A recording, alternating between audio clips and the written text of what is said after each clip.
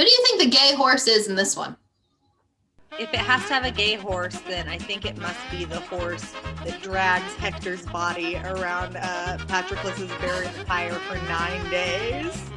I was going to go with Chiron. You know, all the muscly, oily, half man, half centaur thing going on. That's Chiron. Chiron? Charon is the boatman for the enemy. So there's Charon and Chiron. He's the son of Nyx. So, definitely gay. Oh, yeah. Zeus is a fuckboy and we all know it. This is going to be a disaster. Welcome to This Is Lit, a podcast where we drink and talk about our favorite books. I'm Elizabeth. And I'm Casey. So raise a glass and let's get started. Okay. Liz, what are you drinking today? I am drinking a strawberry margarita that is the color of my pain after I finish this book. Wow. All right. I am drinking a grapefruit margarita, or I guess a paloma, because if you put tequila and grapefruit together, it's a paloma. So it's a paloma-rita. I don't know. It's also got tequila in it. Yay, tequila. I literally went on a liquor store run right before this because my husband drank all the tequila in the house last night. Mm-hmm. And I'm like, dang it, I need one. The required We're out. Song of Achilles by Madeline Miller is our book for today. I didn't read it, not for lack of trying. I didn't read it because the copy I got from the library was an ebook and it would not download onto my devices, no matter how hard I tried. So I reread the epic poem, Homer's Iliad. Instead, it tells the same story, sort of. And so we figured we would compare and contrast the original Iliad with Madeline Miller's novel.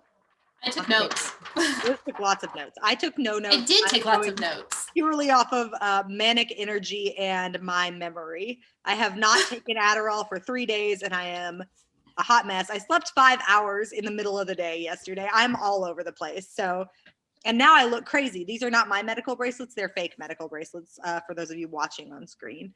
I just got back from pretending to be a patient at a med school for training students. But that's neither here nor there. Lord help us all. We're talking ancient Greece today. Yes, we are. And fair warning, I do not speak Greek. What? So I apologize for how badly I am going to probably destroy these names, but I tried very hard. My husband and I sat in a chair last night because he's very big on Greek history. And after the girls went to sleep, we went back and forth and he was trying to teach me how to say the names. But after tequila, who knows what's going to happen? We'll do our best. I know him pretty well. Part of the reason we chose this book, hilariously, is the book's been out for quite a while. 2014, 2011? 2012. Copyright's 2012. So the book came out in 2012. And we both are familiar with its existence because we're both, especially me, very into Greek mythology. Yes. But just never had gotten around to it. We decided to read it this year because for those of you who happen to also be gamers, very recently a new game has come out, Hades by Supergiant Games, where you play as the son of Hades trying to leave the underworld. And you see a lot of these different characters. One of the main characters that Zagreus interacts with is kind of his father figure that is not his father, is Achilles. And part of the storyline of the game is him trying to reunite Achilles and Patroclus in the afterlife. So I've been playing that game and been thinking about it a lot. And so I talked Liz into reading this book. And ironically, then I didn't even get to read it. But that's why we chose it.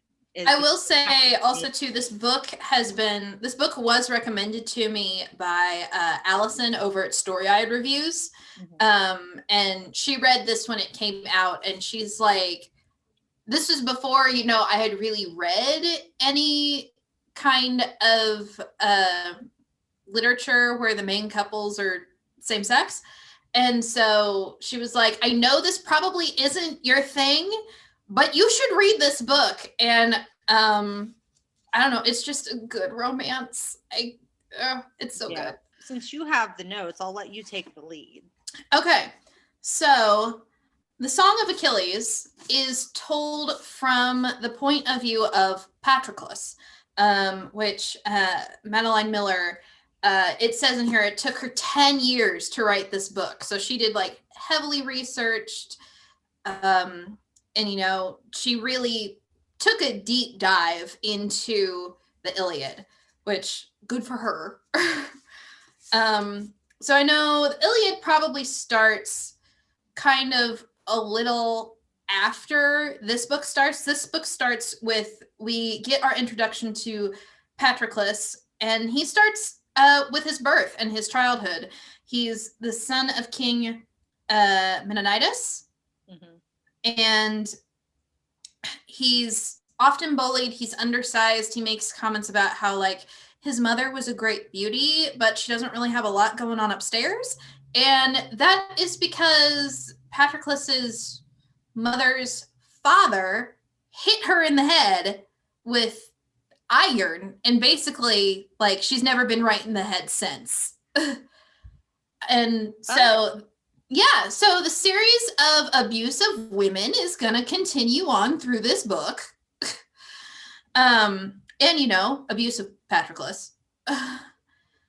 So when Patroclus is 9 years old, he is taken to the court of Tyndareus, right? He's taken to the court of Tyndareus as a possible suitor for Helen of Troy. He is 9. Yep. Crazy.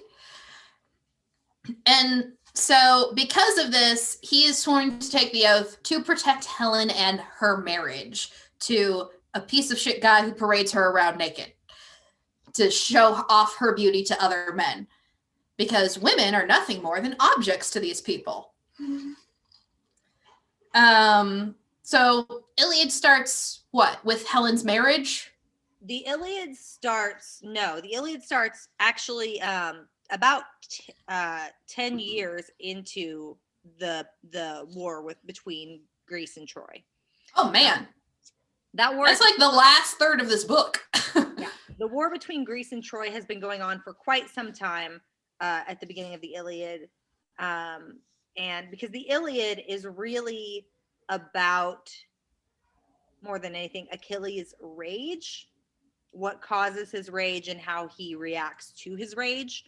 And so it's not from any perspective. It's a poem. It's an epic poem. Yeah. So it's not from any character's perspective. It's kind of a third person omniscient view, even though we don't get full, like in a novel, you get the inner workings of someone's mind so much. Achilles is with the troop led by King Agamemnon, and they sack a city and kidnap and take as their plunder 2 daughters of the king there. And the daughters' names are Briseis and Chryseis. Briseis and Chryseis. And Agamemnon.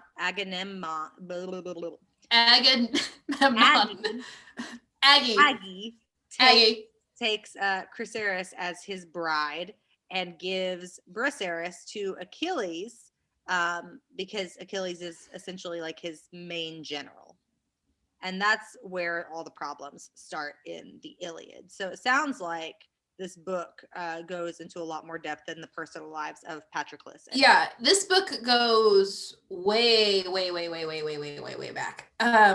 Because at the age of 10, Patroclus, who is technically a prince, he is being taunted and teased by a nobleman's son one day when he's 10 years old.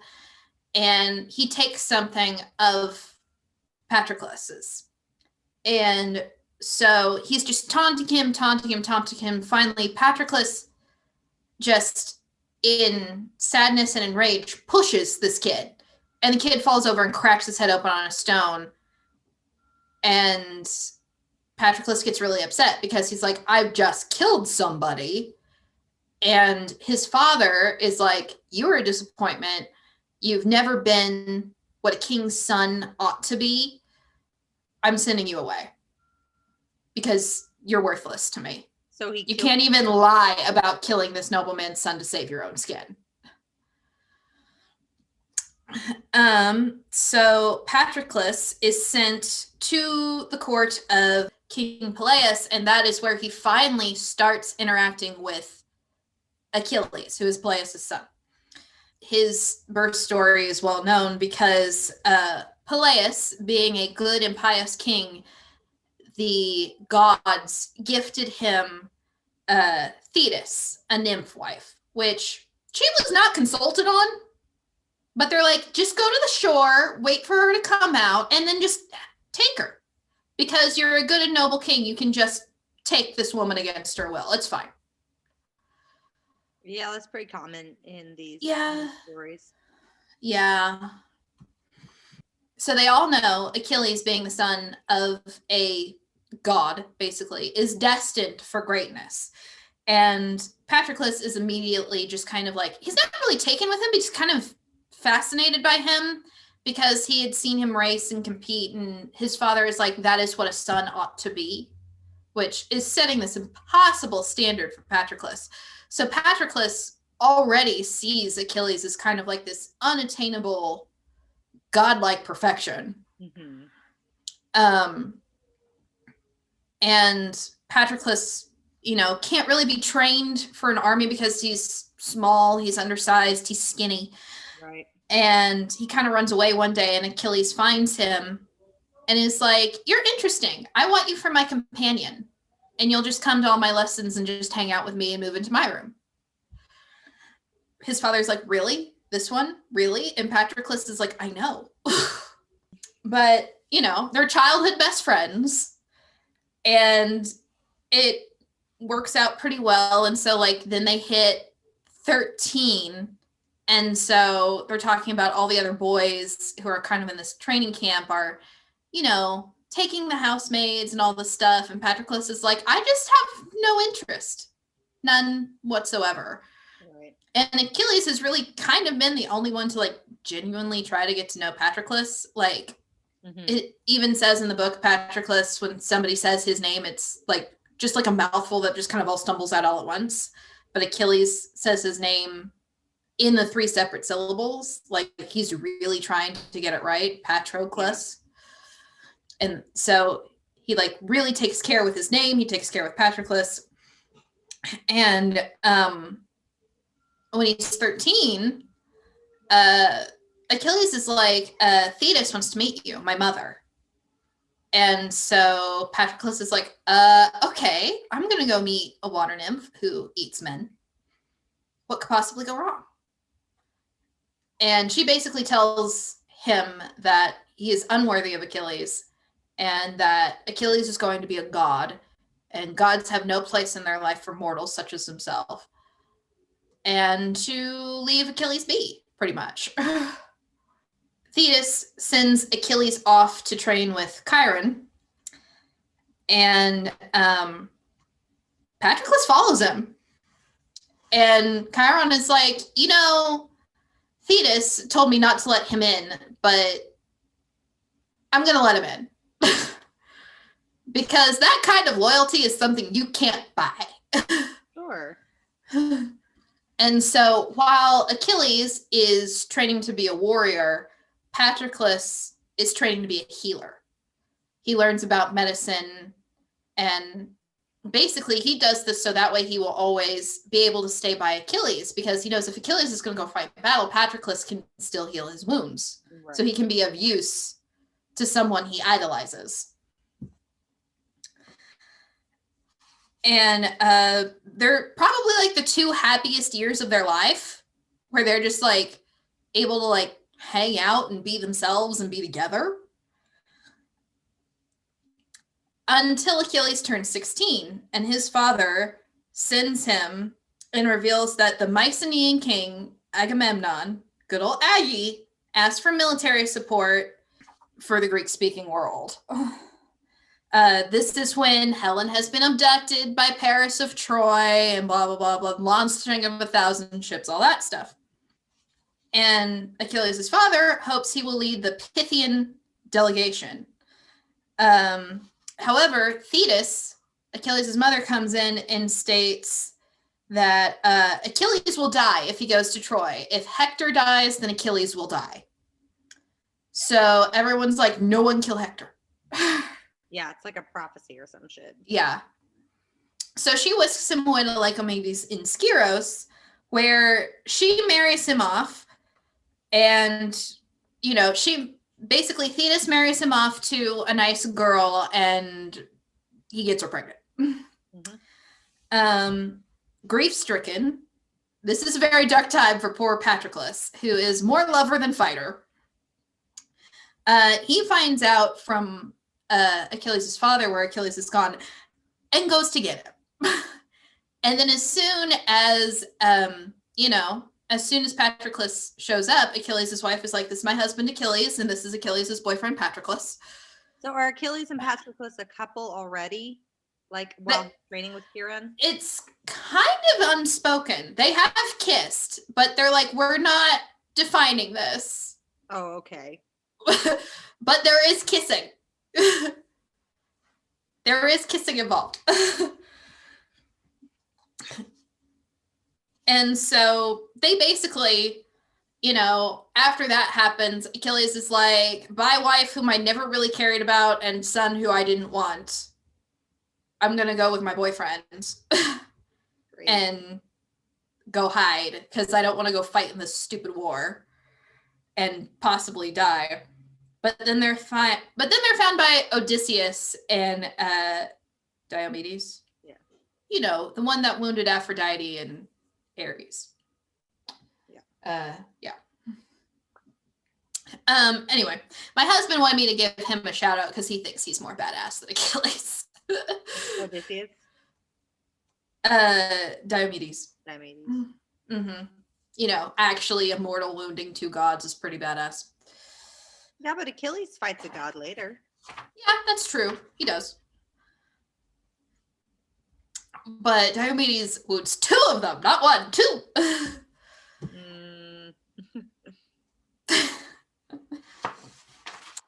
But anyway, they arrive and they're like, hey, Patroclus, you took this oath to help protect Helen's marriage. You have to come. And then Achilles is like, well, then I'm coming too.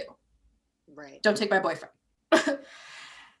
But also too, Achilles is like, he's hungry for the glory of war. He doesn't really know if he wants to be a god yet, but he would like to be a hero. He would like to be akin to Hercules, kind of a thing. And he doesn't really care if he becomes a god. He just wants to be a legendary hero. Well, go out in the blaze of glory, that kind of a thing. Be known for great deeds. And that's really, we'll get into this topic later, but this book talks a lot about legacy, what your legacy in the world is. And my legacy is a whole lot of murder. That's Achilles' legacy. A whole lot of murder. I know. But they get there and Achilles is like, okay, I'll go, but I'm not fighting Hector because I don't want to die. Fair. They get to the meeting point and they're like, well, we can't set sail because these winds kind of suck. So we have to this is very important. We have to make a sacrifice to the goddess Artemis to get the winds to work. And so Agamemnon is, he calls his daughter Iphigenia. And Patroclus is like, oh yeah, she's a nice girl, but he's kind of wrestling with this because Iphigenia is summoned to marry Achilles. Even though he's already married and has another kid on the side.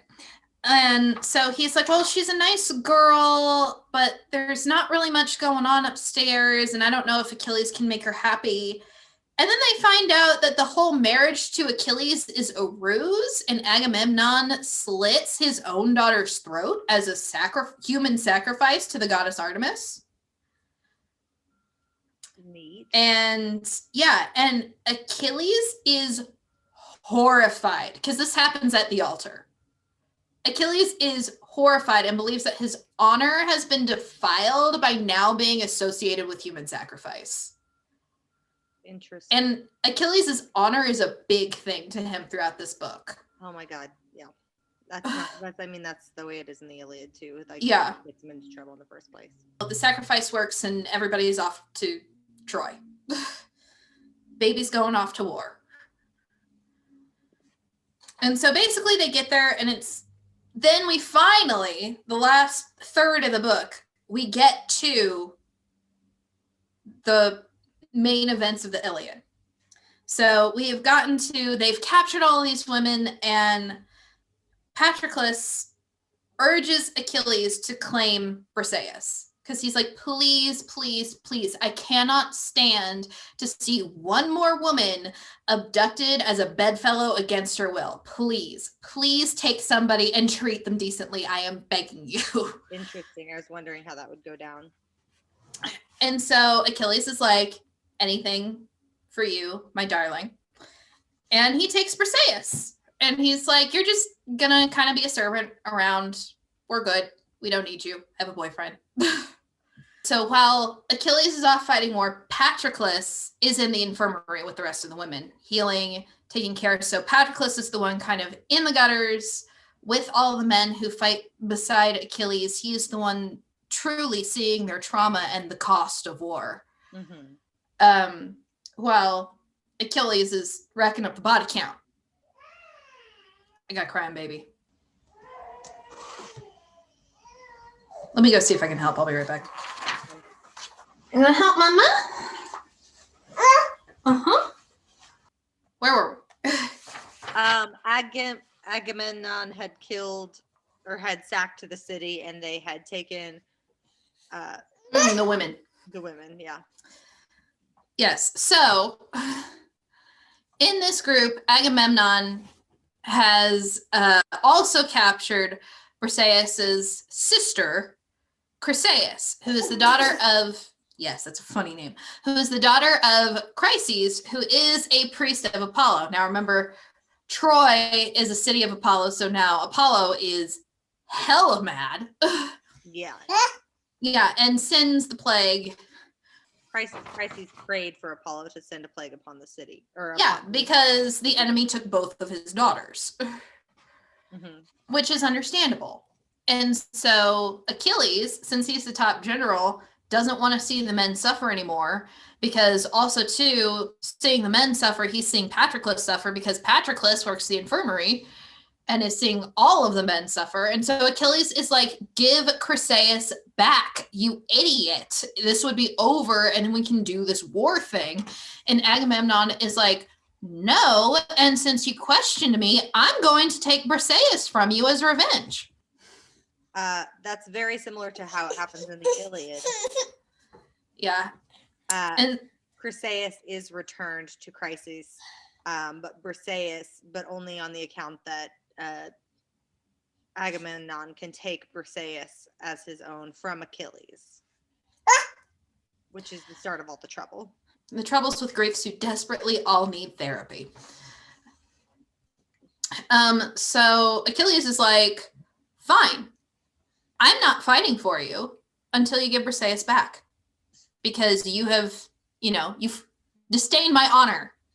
You've stained my honor too many times with the human sacrifices, and then you clearly don't respect me and my voice in this because you're not listening to me. And so I'm just not going to fight. And again, the one who sees the repercussions of Achilles' pride, I would say, is Patroclus.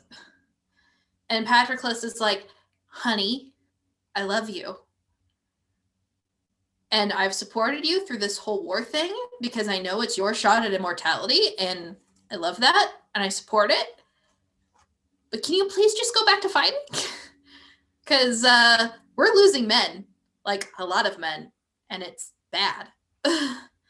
And Achilles is like, nope, not until Agamemnon gives Briseis back, because what kind of legacy does that leave? What's my honor? What's that say about my honor if I go back on my word?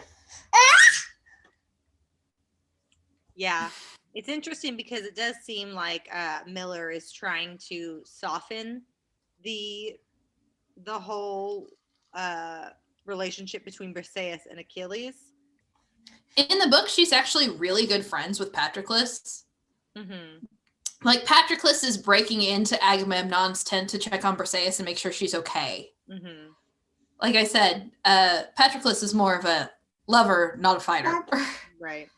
Yeah, Achilles, Briseis doesn't get, more than a couple of lines in the whole of the Iliad. The thing is, it's kind of like with Helen, it's like the woman is not a character on her own. It's just, she's just a catalyst for the thing. Yeah, she is a plot device. But yeah, Achilles is like mad that he has had Briseis taken away from him. He does say it's because of his honor, but it's like, okay, but y'all kidnapped these women. Yeah. So what honor is there really? It does seem like the book, Miller's book, does make attempts to make Achilles' perspective more palatable than it is in the original poem. Yeah, and again, I think that is because this is all told from Patroclus's perspective, and Patroclus loves him. Mm-hmm. Yeah. It's written so well, and just so there's a very sweet, melancholic tone to the writing that's just perfection. And it's just like there's more pine trees here than like a Christmas farm. Through Patroclus gets to the point where he asks Achilles to go back to fight. And he's like, please, if you love me, please do this. And Achilles says, you know I love you, but anything but that. And so that's when they come up with the plan and Patroclus suggests it, to wear Achilles' armor, go out, and just scare the Trojans. That way they wouldn't have as many losses. Patroclus can help save the men he has been fighting to save this whole time, and Achilles can still keep his honor. We all know that these star-crossed lovers were doomed for tragedy from the beginning. And so Achilles is like, be careful, come back to me. And then Hector kills Patroclus. Yep. And basically, after that, Achilles loses his fucking shit. This is all very similar to with the Iliad. Yeah. After Achilles refuses to fight, Patroclus puts on his armor and goes in his place and is killed by Hector. And Achilles tells Agamemnon that he will fight again, but it's only because he's so angry over the loss of Patroclus.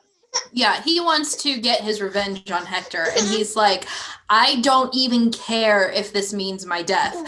I don't want to live anymore anyway. Yeah, if Patroclus isn't here, what's the point? Exactly. So he kills so many Trojans. So many Trojans. He kills so many Trojans that one of the gods of the river actually comes out of the river and is like, stop dropping dead bodies in my water. And so he fucking fights that god too. And then he gets to the city and he kills Hector. And then, he gets to the city, and in the Iliad, he chases Hector around the outside of Troy for 3 days. But then Athena appears and tricks Hector into turning around and facing Achilles in battle. Yeah. And Achilles kills him and then ties his body to the back of his chariot and drags his dead body around Patroclus's burial pyre for 9 days and 9 nights. Yeah, that's kind of glossed over in the book. Because in the book, from that point onward, it's like, since it's from Patroclus's point of view, his literal last thought on Earth at this plane of existence is Achilles. And then the rest of the story is told by Patroclus's shade, because he has not yet traveled to the underworld, because his business is not finished. Right. He needs to make sure that Achilles has the legacy he wants. And so he stays with his beloved. And refuses to go to the underworld. He watches Achilles kill all these people in his name. Mm-hmm. And he's like, sweetheart, stop, please. Calm down. It's okay. Please don't kill Hector. And you killed Hector. Yeah. So Achilles kills Hector. There's a celebration. They have a huge parade for Patroclus's funeral. And yeah, and at his funeral pyre in the book, Briseis basically goes after Achilles and is like, Patroclus is worth 12 of you. You know, how could you let him do this? He loved you. How could you let him sacrifice his own life? How could you let somebody you love do this? And yeah. And basically Achilles tells her is like, I know you cared for him. You know, I cared for him too. And when I am dead, because I will be dead soon, put our ashes together and put our names on the tomb. So that way we may always be together. Does the book go through Achilles' death? It's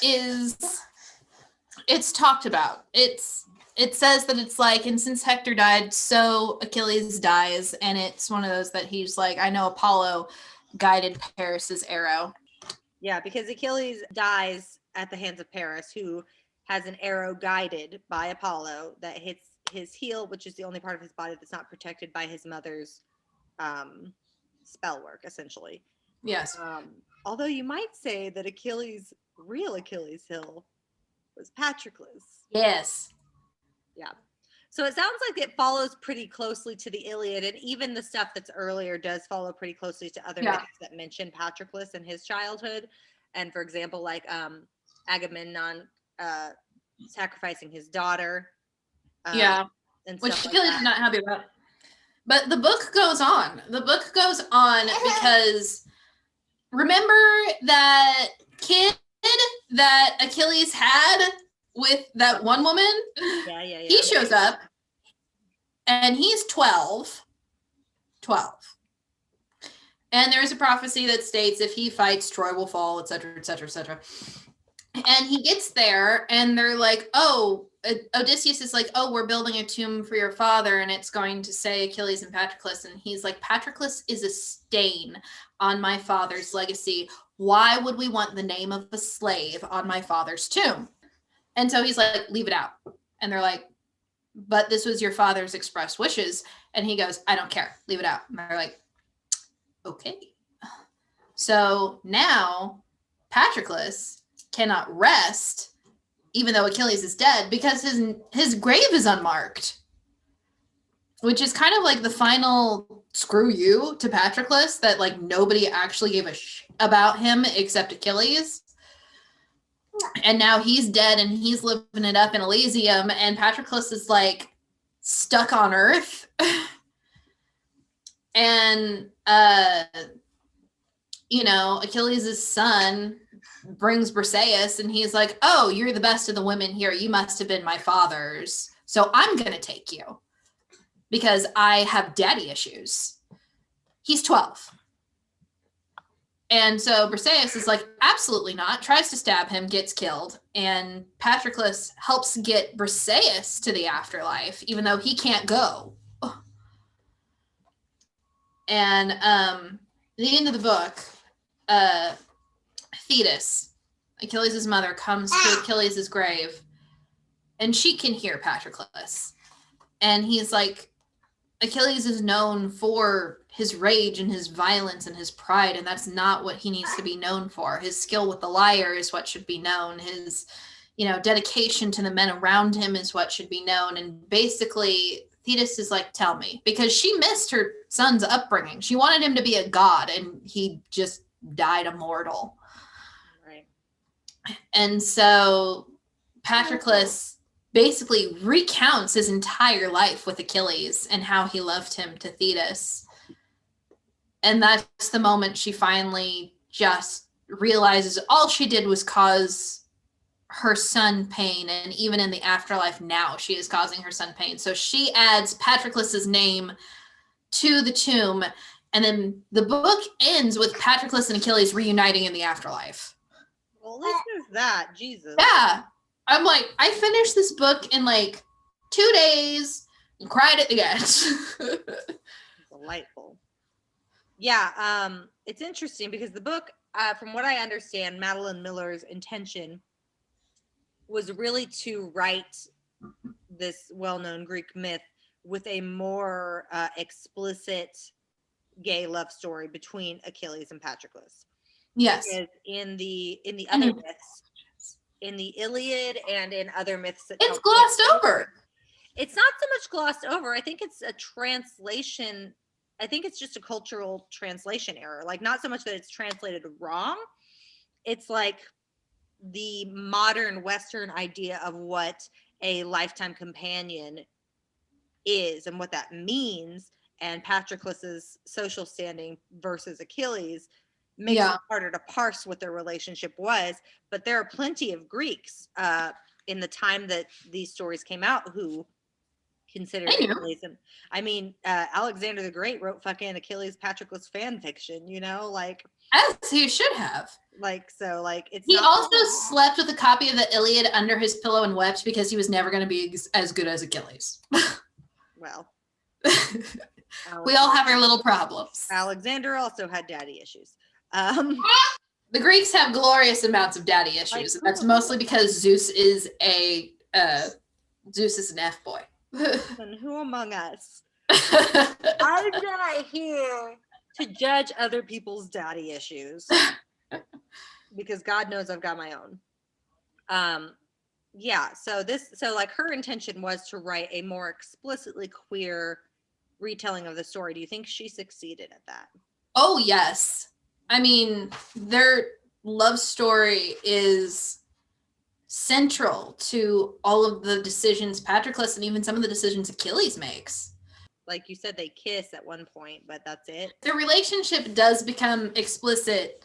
And I kind of glossed over it, but like the moment Achilles leaves his wife and his son is the moment they're like, yes, we are a couple. Thank you.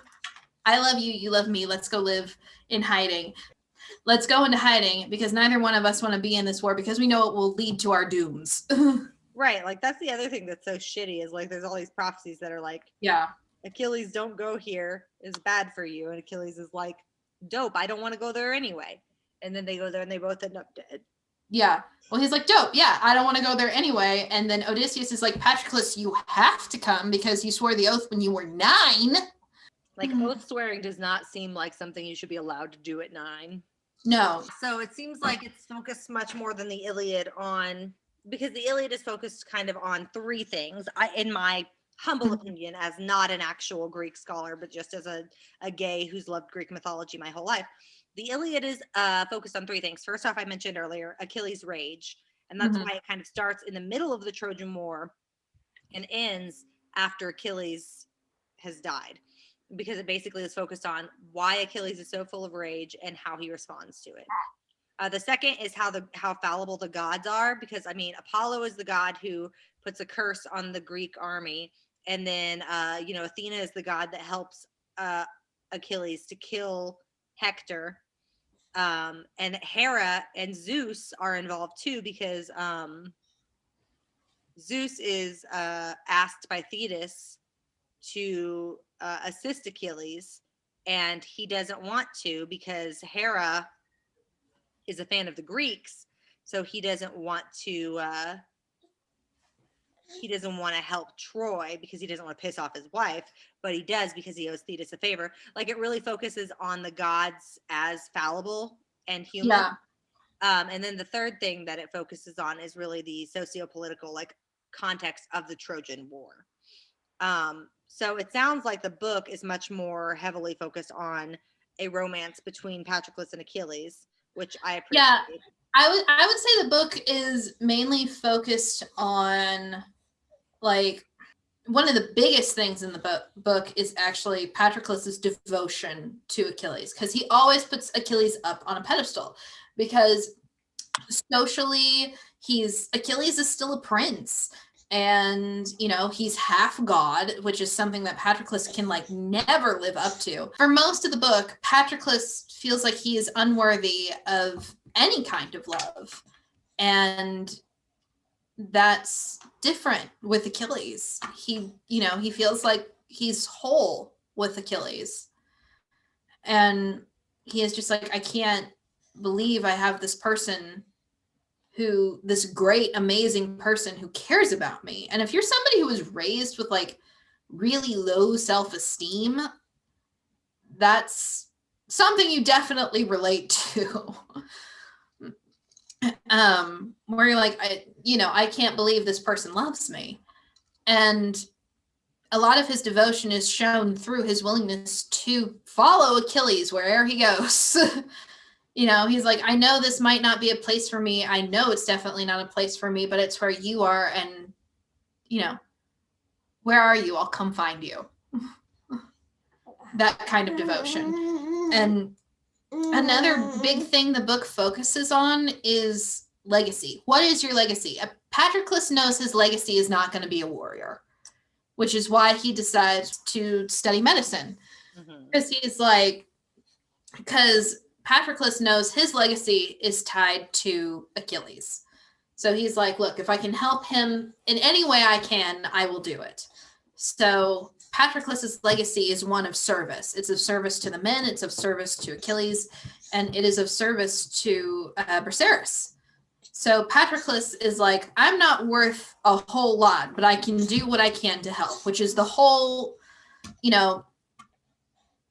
it's the whole thing that gets him killed.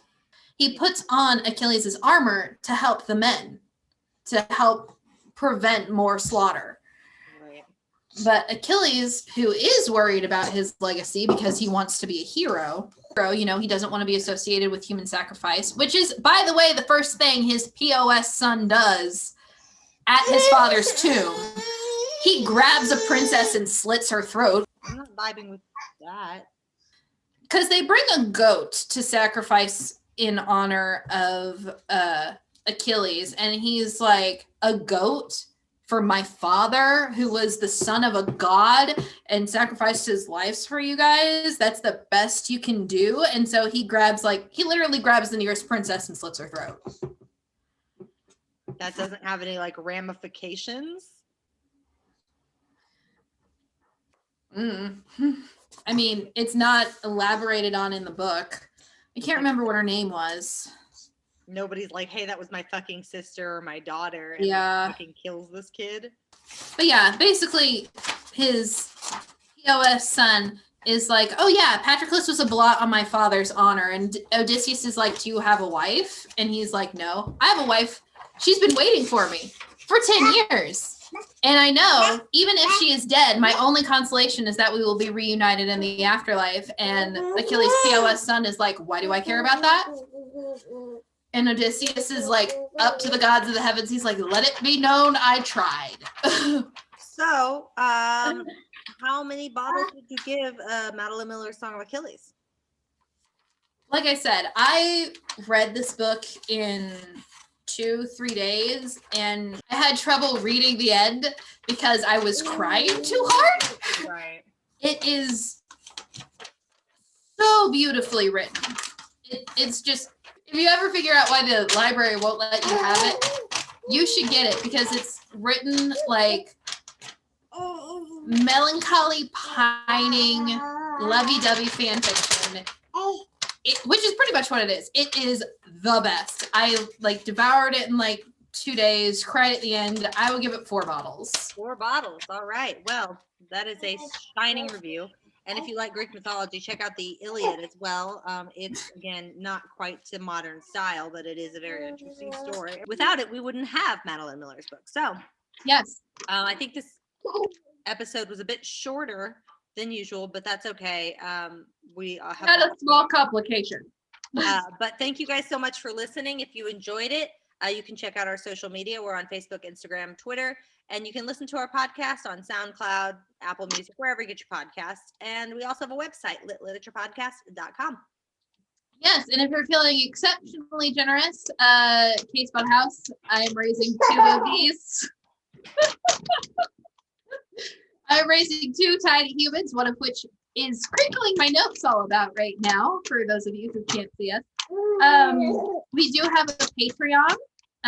Anything you guys are willing to give, we appreciate. But also, too, we know times are tough, so if you could just tell somebody to give us a listen, give us a watch on YouTube, that would be greatly appreciated. All right, guys. Thanks so much for listening to us. We'll see you next time. Cheers. Cheers. Thank you for listening to our podcast. For more information, visit us at litliteraturepodcast.com or check out our Facebook, Twitter, and Instagram pages. And remember, too much work and no vacation deserves at least a small libation. Cheers.